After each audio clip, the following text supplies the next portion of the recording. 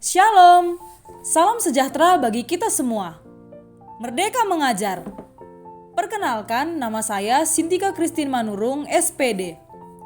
Saya sebagai guru kelas 4 SD Kristen Mutiara Murni Karya yang beralamat di Jalan Jamin Ginting, Simpang Laugumba, Kecamatan Brastagi, Kabupaten Karo. Puji Tuhan, Sekolah SD Swasta Kristen Mutiara Murni Karya lolos menjadi sekolah penggerak angkatan pertama tahun 2021. Sekolah SD Kristen Mutiara Murni Karya menerapkan kurikulum merdeka dengan menekankan merdeka belajar dan menerapkan profil pelajar Pancasila. Pada kesempatan kali ini, saya akan berbagi pengalaman dalam perencanaan, merancang, dan melaksanakan pembelajaran yang berdiferensiasi di kelas. Pembelajaran diferensiasi adalah suatu usaha untuk menyesuaikan proses pembelajaran di kelas untuk memenuhi kebutuhan belajar individu setiap peserta didik. Setiap anak memiliki potensi dan keunikannya masing-masing yang harus ditumbuh kembangkan sesuai kodratnya. Pembelajaran berdiferensiasi ini memberikan beragam cara untuk memahami informasi baru untuk semua peserta didik dalam komunitas ruang kelasnya yang beraneka ragam, termasuk cara untuk mengolah, membangun, atau menalar gagasan. Proses mendiferensiasikan pembelajaran dilakukan untuk menjawab kebutuhan, gaya belajar, atau minat belajar dari masing-masing siswa. Dalam hal ini, sesuai dengan rencana yang sudah saya buat, saya menyambut peserta didik yang sebelumnya berbaris di depan kelas. Hal ini menjadi kebiasaan baik yang kami lakukan di sekolah kami. Selamat pagi anak-anak hebat.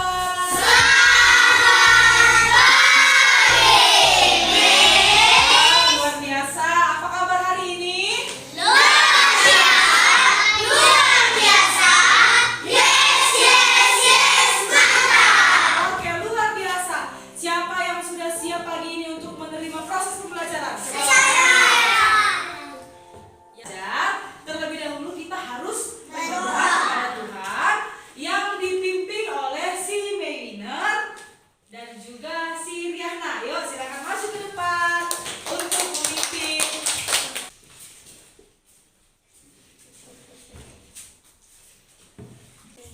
Dari terbit matahari pagi-pagi sampai pada masuk sore-sore, biarkan nama Tuhan puji Tuhan.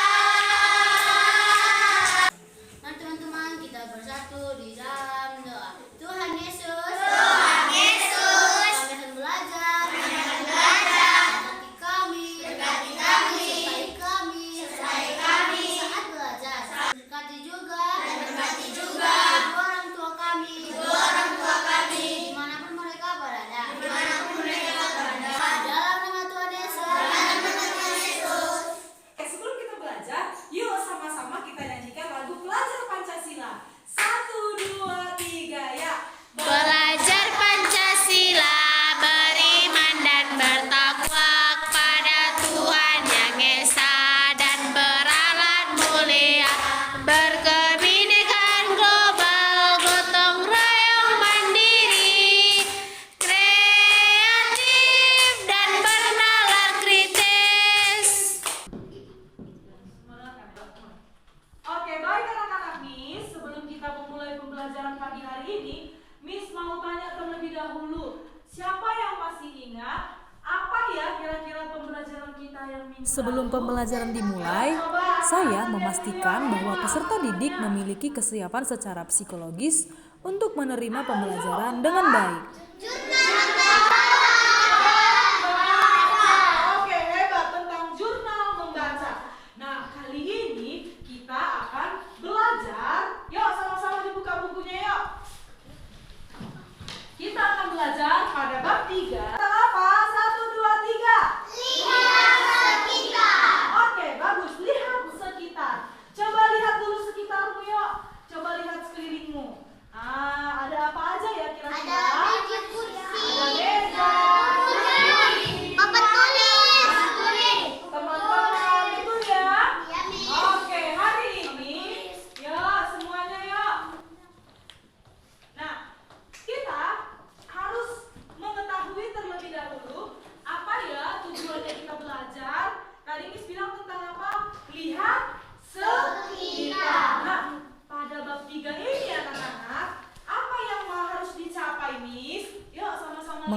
pembelajaran, saya memberi pertanyaan pemantik kepada siswa tentang lihat sekitar. Kemudian, saya mengajak siswa untuk merespon. Ini tujuan pembelajaran. Oke, jadi pada tujuan pembelajaran kali ini, pada pelajaran bahasa Indonesia, ada 4 yang harus kita capai. Yang harus kita capai itu. Tadi Miss bilang tentang apa? Lihat sekitar. Guru memberi penjelasan tentang fungsi rambu-rambu lalu lintas. Apa yang berbeda dari gambar di depan? Ada perbedaannya enggak? Ada. Oke, coba Rika. Sorot Rika. Perbedaannya Apa aja yang beda ya? aturannya, Miss. Di akhir kegiatan, guru memberi penugasan untuk mempresentasikan tentang fungsi rambu-rambu lalu lintas dan memberi argumentasi berkaitan dengan video awal yang telah dilihat. Setiap kelompok diberi waktu untuk mempresentasikan hasil kerja kelompoknya dan mempersilahkan kelompok lain untuk menanggapi hasil kerja kelompok temannya. Bawa sepeda motor salah karena dia tidak mematuhi peraturan lampu lalu lintas di Setelah selesai presentasi, guru memberi asesmen formatif tertulis untuk dikerjakan peserta didik secara individu. Dari hasil asesmen ini, ditemukan 3 orang siswa yang belum mencapai tujuan pembelajaran. Maka saya sebagai guru melakukan refleksi untuk mendesain kembali pembelajaran dengan strategi yang berbeda yang tentunya disesuaikan dengan kebutuhan dan gaya belajar kepada 3 peserta didik yang tidak mencapai tujuan pembelajaran. Kemudian pada kegiatan ini saya mendesain pembelajaran dengan tutor sebaya. Bagi siswa yang kurang memiliki minat belajar dan tidak bersemangat, diberi perlakuan dengan cara pendekatan secara pribadi.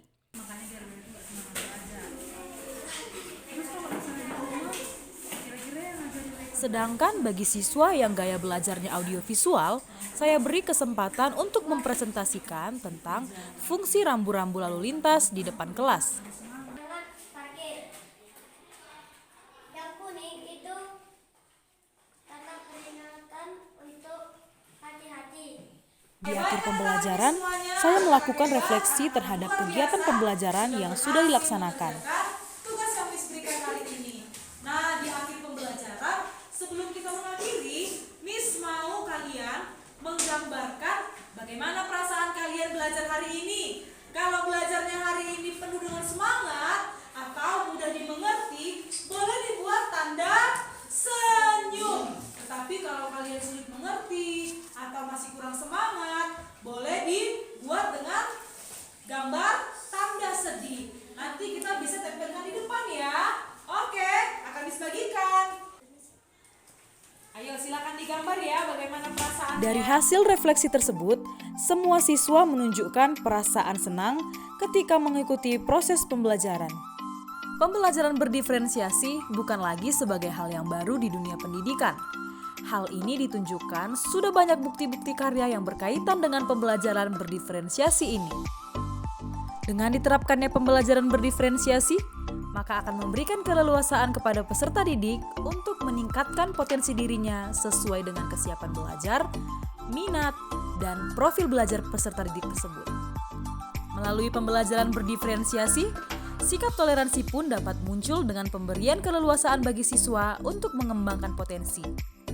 Dalam pembelajaran berdiferensiasi ini, bukanlah hal yang mudah.